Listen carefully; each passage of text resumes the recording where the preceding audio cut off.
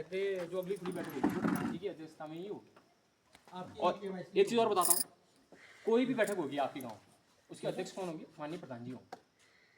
इनकी अध्यक्षता के बिना कोई बैठक नहीं होगी। और जो बैठक होंगी, बैठक सार्वजनिक स्थल पे ही होगी, किसी के घर पे नहीं होगी। अगर किसी घर पे बैठक हुई पाई जाती है तो प्रधान जी के सदस्य प्लस हमारे जो सचिव साहब हैं, इनकी नौकरी में भी काफ़ी दिक्कतें आती हैं। खुली मीटिंग बना रही है, खुली जगह। देखिए, पंचायती राज विभाग से संबंधित जो कार्य हैं जो हमारे द्वारा संचालित किए जाते हैं, उसमें परिवार रजिस्टर, जन्म मृत्यु और ग्राम पंचायत के जो कार्य होते हैं, जैसे रास्ते बनाते हैं आप लोग, धारे मोहल्ले बनाते हैं, उसका फंड भी आता है। और यूसीसी हो गया, और उसके बारे में बताऊंगा मैं आपको मोटा। उसके साथ हमारे साथी हैं जो आपके क्षेत्र में बने रहते हैं, अब पूरा ब्लॉग हमें देखना पड़ता है, तो मोटी मोटी जो जानकारी है वो आपको बताऊंगा मैं उसके बारे में। तो देखिए, ग्राम पंचायत का जो सबसे महत्वपूर्ण अभिलेख होता है वो क्या होता है आप बताइए? वो होता है परिवार रजिस्टर, जिसके ब्याह पे आप यहाँ के स्थायी निवासी कहलाते हैं। देखिए, आप कोई भी काम करने जाते हैं ना, वहाँ आपसे क्या मांगते हैं? परिवार रजिस्टर मांगते हैं, ये परिवार रजिस्टर लाओ। अब उसमें क्या होता है कि परिवार रजिस्टर आपका गलत होता है। ठीक, पहले क्या था, आज से 5 साल पहले या 7 साल पहले क्या था, प्रधान जी और कर्मचारी के आपने देखा होगा हाथ से लिखते थे परिवार रजिस्टर। हाँ सर, ठीक, हाथ से लिखे थे। लेकिन 4-5 साल पहले क्या हुआ कि ऑनलाइन हो गए सारे के साथ सभी के परिवार। ठीक, अब उसमें क्या है, कई गलतियाँ हुई। टाइपिंग वाले ने क्या करा, टाइपिंग करी, डेट ऑफ बर्थ गलत हो गई, जन्मतिथि कम है, किसी का नाम गलत है।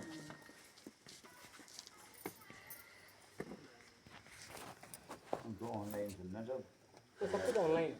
देखिए, ऑनलाइन कहाँ है? ऑनलाइन है सीएससी के माध्यम से। ठीक, सीएससी केंद्र में आप, ये केवल प्रधान जी की जिम्मेदारी नहीं बनती कि आपका परिवार सही करा, जिसका है वो करा सकता है। देखिए, आपकी जिम्मेदारी बनती है कि एक बार अपना परिवार साहब आप लोग देख लें कि परिवार में नाम सही है, अंकित है, बच्चों की डेट ऑफ बर्थ सही है, गलत है। अगर किसी नई कोई शादी अगर जुड़ के आ रही है, कोई महिला आ रही है, तो उसका निरस्तीकरण अनिवार्य रूप से आएगा, अनिवार्य रूप से आएगा, यहाँ लगेगा, तब जाकर उसका नाम यहाँ दर्ज होगा। अब लोग क्या करते हैं, खाली एप्लीकेशन लिखते हैं और नाम चढ़ा दो, फिर क्या होता है, उनके 50 रुपये सीएससी वाले जो भी उनका शुल्क होता है वो लेते हैं, खाली उनके रुपये खर्च होते। कोई भी अगर आप आवेदन कर रहे हैं, अगर आपको किसी भी प्रकार का भ्रम है, तो आप हमारे कर्मचारी को फ़ोन कर सकते हैं, ओली जी को, ये आपको बताएंगे क्या क्या डॉक्यूमेंट चाहिए। अगर आपको उनका नंबर नहीं मिल पाता तो मेरा नंबर आपको नोट कर सकते हैं। ठीक है, पंचायती राज विभाग से संबंधित जो भी समस्या होगी मैं आपका पूरा उसका समाधान करूँगा। दूसरा है जन्म मृत्यु। देखिए, जन्म मृत्यु में काफ़ी भ्रांतियाँ हैं ग्राम पंचायत में। जैसे किसी का जन्म दिल्ली में होता है या किसी की डेथ दिल्ली में होती है, वो कहते हैं कि यहाँ ग्राम पंचायत सानिकेत से उसको बना दो। ऐसा नहीं है, ग्राम पंचायत सानिकेत से किसका जन्म और डेथ वो बनेगा, बर्थ और डेथ किसका बनेगा? जिसका जन्म और मृत्यु ग्राम पंचायत सानिकेत में होगी, केवल उसी का यहाँ से जन्म और मृत्यु बनेगा। बाहर का बात ही आएगा फिर बनेगा। अब मान के चलिए कोई बाहर का आदमी है, उसका जन्म यहाँ होता है या डेथ यहाँ होती है, तो उसका डेथ यहाँ से बनेगा, न कि वहाँ से बनेगा। अब लोग हमारा फ़ोन करके कहते हैं, सर क्या कहते हैं, बैंक वाले ऐसा कह रहे हैं कि यहाँ से बना कर ला। बैंक वालों के कहने से नहीं होगा, रजिस्ट्रार आपके ओली जी हैं, ये बनाएंगे जो भी सर्टिफिकेट बनाएंगे। ठीक, जो नियम है वो बता रहे हैं आप। मैं आपको खाली नियम बता रहा हूँ कि कल के दिन क्या होता है, आप ही लोगों का दबाव होता है, यार ये ऐसा बना दीजिए, ऐसा नहीं हो सकता। भाई, जिसकी डेथ दिल्ली में हुई है उसका सर्टिफिकेट यहाँ से कैसे बनेगा बताइए? कोई बंदा यहाँ से कहीं जा रहा है, उसकी मृत्यु रास्ते में हो गई, तो उसका जिस जगह पे हुआ है उस जगह का ही पंचायत अधिकारी है। उसका मृत्यु स्थान अभी लिखा आता है ना उसका, अब मृत्यु स्थान था उसका दिल्ली, तो सानिकेत कैसे लिख देंगे उसमें बताइए? और ये सीधे कोर्ट के मामले होते हैं, वो कोई ऐसा नहीं कि कोई अधिकारी आएगा उसको चेक करेगा, ये नहीं होगा, सीधे कोर्ट के मामले होते हैं। अब यहाँ का आदमी दिल्ली में पैदा का मांगे तो सर्टिफिकेट दिल्ली का अस्पताल का। जी जी, यहाँ किसी की तो देखिए, पहले ऐसा ना, पहले यहाँ का बच्चा भी अगर अस्पताल में पैदा हो गया वहीं का तो होगा, अस्पताल से बनेगा उसका। वहाँ से बनेगा, यहाँ से फिर कार्रवाई गाँव में अगर जो कि आशा या इनके द्वारा होगा तो उसका यहाँ बना बनेगा। होगा तो उसका यहाँ। पहले क्या था ना, पहले डॉक्टर को रजिस्ट्रार की पावर नहीं थी, अब डॉक्टर को भी रजिस्ट्रार की पावर दे दी थी ताकि थोड़ा सा अलग अलग बन जाए। अब किसी का नगर पालिका पिथौरागढ़ में हो रहा है तो वहाँ का जो रजिस्ट्रार नगर पालिका होगा वो देगा उसको, वो दीदी का कागज बना के, न कि यहाँ से बनेगा। अब कोई डिस्ट्रिक्ट में हो रहा है तो डिस्ट्रिक्ट से मिलेगा, वहाँ की नगर पालिका इशू करेगी, बिल्कुल ये उसका नियम है। अच्छा, तीसरी सबसे महत्वपूर्ण चीज़ जो है ना, देखिए, आपको पता है आपके ग्राम पंचायत में कितने खाते होते हैं जिससे आपको भुगतान होता है, जो आप निर्माण कार्य करते हैं, रास्ते बनते हैं। इसलिए मैंने आपको पुराने प्रधान जी को बुलाया था, वो आए नहीं आज यहाँ। तो देखिए, आपके ग्राम पंचायत में 2 खाते होते हैं, एक कहते हैं 15 वित्त का खाता, एक होता है राज्य वित्त का खाता। हर साल उसमें धनराशि आती है, 1 लाख 2 लाख। तो मैं खाली बैलेंस बताऊंगा कि आपके खाते में कितना बैलेंस बचा है। एक पैसा केंद्र से आता है, एक पैसा राज्य से आता है। हाँ, लेकिन उस पैसे में आप जो कि काम मांग सकते हैं।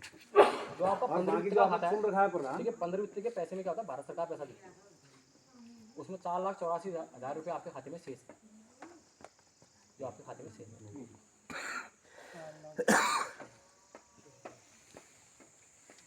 और जो आपका राज्य वित्त का खाता है उसमें 2,61,000 रुपये बचे, ये धनराशि अंतिम बैलेंस है। राज्य वित्त के खाते से ही आपके प्रधान जी का मानदेय और उप प्रधान जी का मानदेय का भुगतान होता है। जो प्रधान जी का मानदेय है वो है 3,500 रुपये प्रति माह, अप्रोक्स 42,000 रुपये जाता है साल का। और जो उप प्रधान जी का मानदेय है वो है 500 रुपये प्रति माह, 6,000 रुपये जाता है साल का। तो 48,000 रुपये इसी से खर्च होते हैं राज्य वित्त के खाते। और जो इसके अलावा जो आपके निर्माण कार्य होते हैं वो इसी पैसे के माध्यम से होते हैं। अच्छा, इसके अलावा आपने एक चीज़ और सुनी होगी, जो यूसीसी चल रहा है आपके उत्तराखंड राज्य ना 27 जनवरी 2025 को उत्तराखंड राज्य पहला राज्य बन गया था जहाँ यूसीसी नियम लागू हुआ। इसमें क्या होता है, जो इसके अंदर जो जो नियम आते हैं, इसके अंदर क्या होता है, जैसे विवाह पंजीकरण का कार्य हो गया। पहले क्या था, जिनकी शादी होती थी वो रजिस्ट्रार ऑफिस जाते थे, जैसे यहाँ वाले डीडीआर जाते होंगे, तो धंगोलियार जाते होंगे, तो जाते हैं शादी का रजिस्ट्रेशन कराते। लेकिन अब ऐसा नहीं है। सरकार ने देखिए चीज़ों को सरलता करने के लिए क्या कर दिया है कि आपके ग्राम पंचायत में आपके ग्राम पंचायत विकास उनको सब रजिस्ट्रार बनाना है। तो जो भी आपके देखिए 26 जनवरी 2010 के बाद, तो बस डेट सुन लीजिएगा, 26 जनवरी 2010 के बाद जिसकी भी शादी हुई अनिवार्य रूप से उसका पंजीकरण यूसीसी के अंतर्गत होना है। 26 जनवरी 2010 के बाद जिसकी भी शादी हुई है अपना रजिस्ट्रेशन जरूर करवा लें, मतलब यूसीसी के अंतर्गत अपना प्रमाण पत्र जरूर करवा 2011 में जिसकी शादी होगी वो बनाएगा। लें। ये ऐसा ना, देखिए ये मैं आप ही को जानकारी दे रहा हूँ, देखिए हमें कोई दिक्कत नहीं आनी, समस्या क्या है इसको आप ही को आनी। अगर आपका डॉक्यूमेंट नहीं लगा होगा कहीं ना कहीं इसको मैं ही कैंसिल कर दूँगा। उसके लिए क्या क्या अनिवार्य डॉक्यूमेंट है वो आपको हमारे कर्मचारी बता देंगे, आप इनको फोन नंबर नोट कर लीजिए, ये जो उसमें सब बता दूँगा। ठीक, फिर भी अगर किसी का छूटता है वो कागज़, मैं कहता रहा था आपसे, क्या कहते हैं कि भाई अगर